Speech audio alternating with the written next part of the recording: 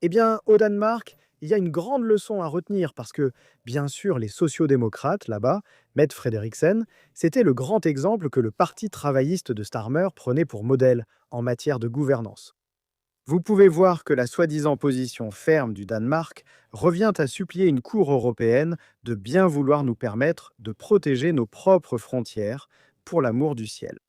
Mais vous avez eu de nombreux exemples d'articles comme celui-ci. Que le Parti travailliste dans ce pays prenait Mette Frederiksen et les sociodémocrates au Danemark pour modèle, vous savez, pour tenir un discours ferme sur la façon dont ils allaient réformer la CEDH et convaincre les électeurs. Eh bien, ce qui s'est réellement passé, c'est que le Danemark a vu les sociodémocrates obtenir leur pire score, leur pire résultat depuis 1903, des négociations d'une durée record pour former le prochain gouvernement danois. Cela dure déjà depuis un temps record.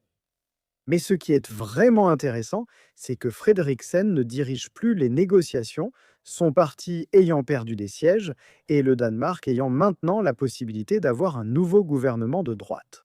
Vous avez donc vu maintenant le chef du Parti libéral au Danemark prendre le relais pour ces négociations afin d'essayer de former une coalition, envisageant potentiellement de former un gouvernement minoritaire au Danemark. Et vous pouvez voir ici la frustration face à la durée des négociations. Mais en se concentrant très clairement sur un cadre politique comprenant des baisses d'impôts, un soutien aux entreprises, une expansion militaire et des politiques plus strictes et renforcées en matière d'immigration et d'expulsion. Et vous pouvez voir là le Parti du peuple danois, qui en fait, si vous regardez l'élection qui a été déclenchée, n'oubliez pas par Mette Frederiksen, la dirigeante des sociaux-démocrates. C'est le Parti du peuple danois, à droite, qui a en fait gagné le plus grand nombre de sièges. Il pourrait vous faire partie de ce nouveau gouvernement, mais il semble qu'il y ait potentiellement un énorme changement au Danemark, avec l'éviction des sociaux-démocrates. Et peut-être que Keir Starmer lui-même ne sera pas loin derrière. Mais s'il vous plaît, faites-moi part de vos réflexions à ce sujet dans les commentaires ci-dessous.